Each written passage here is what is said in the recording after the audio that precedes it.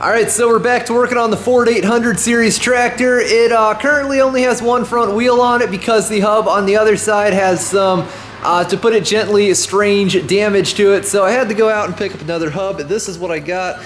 This bearing luckily fits the spindle on that, but of course the bearing doesn't fit the hub.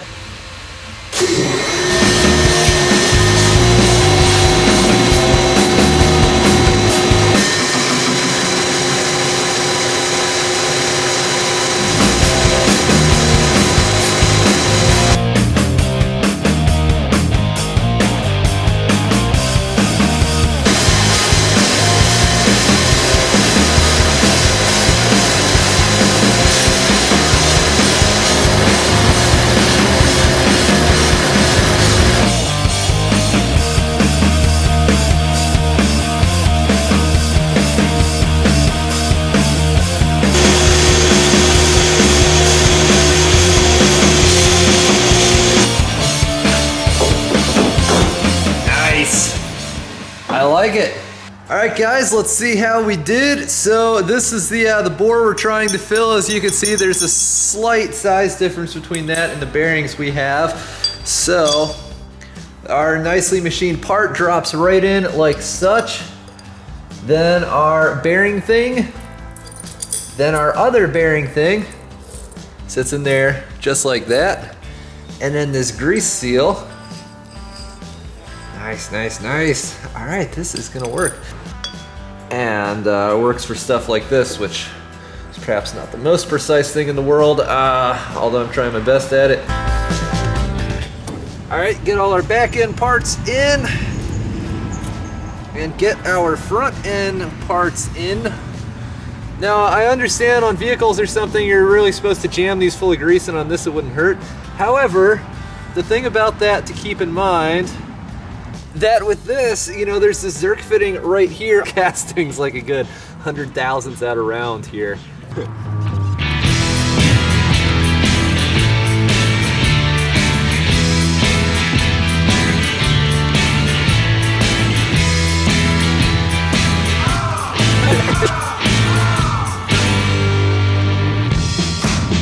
So I fear that a couple of these studs might have gone on just a tiny bit crooked, because I'm still not a master of running studs in with the press. Oh, hey, how about that? They're actually pretty much all really, really close. Oh, it went on. Oh, wow, cool. All right.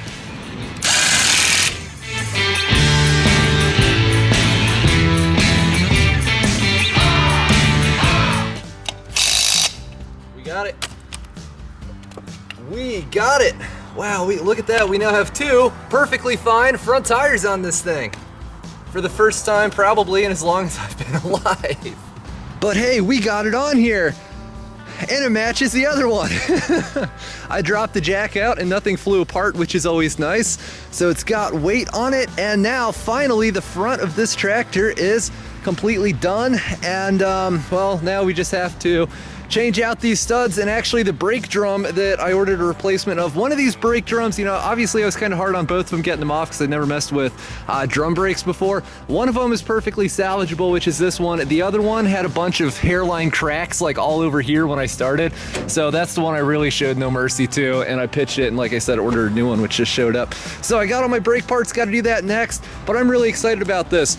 I know that, you know, today I was doing some stuff that I've never really done before, like making anything that large to make a bearing fit into something else.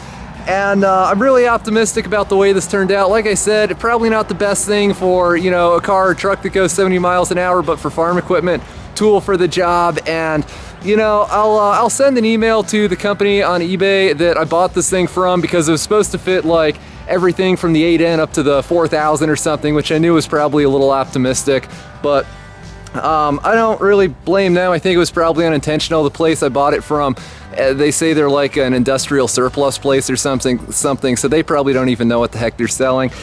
But you know what? I used to get really frustrated when little things like this happened, and then a buddy of mine told me, man, you got to calm down and just realize that, you know, the reality is in this world, Most things don't work properly or they're not built properly, and most people are idiots. I realize that was a little bit more pessimistic, but when you go into things expecting problems like this for the aforementioned reasons, you deal with them a lot better.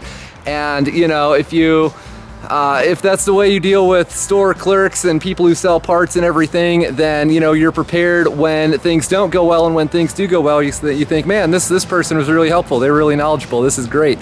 So yeah, we got it on here.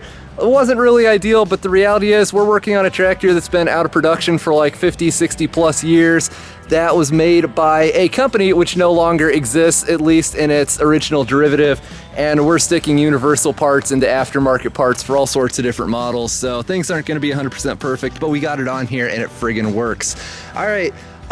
Yeah, well, time to work on the back of this thing, and then hopefully we can push it into the shop at some point and actually try to get this thing running.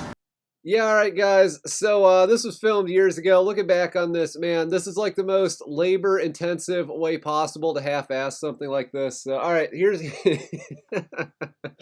those were the days. Okay, so here's the deal. For anyone who's watched it this long, I'll give you the rest of the. I'll give you a little free lesson here on how to deal with things like this. So where I messed up on this was I bought this hub without actually measuring, you know, the spindle or whatever. I have no idea why or how. You know, to be fair, yeah, it should have fit if the tractor model was in the title or whatever, which I believe it would have been. But in spite of that, yeah, what you definitely need to do is find a set of digital micrometers or calipers or whatever the deals are. It look kind of like pliers. Yeah, you got to find yourself a set of those and then watch a couple YouTube videos on how to actually use the stupid things. And then just make sure that whatever part you're considering actually matches up with what it is that those tell you. You know, it should say this hub is for a spindle size of like 1.298 or just something, and then make sure whatever you have fits that.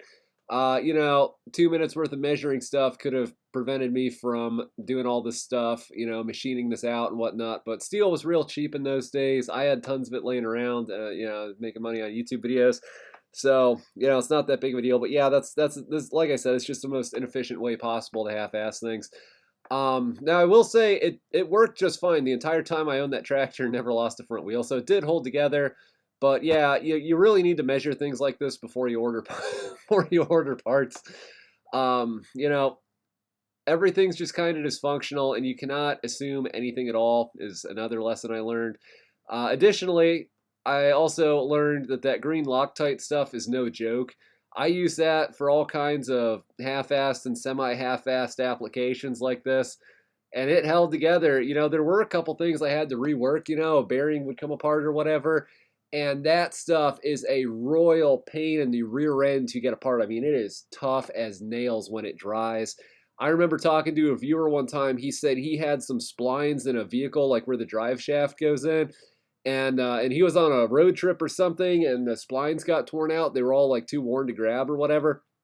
So, you know, he's like in the middle of nowhere. He can't really fix it, right? He goes to the local auto parts store. He buys a tube of that green Loctite, just slathers the splines with that, yeets it all back together. And he said it was still holding when he sold the vehicle like a couple of years later. So yeah, that stuff is no joke. So anyway, yeah, don't do things like this.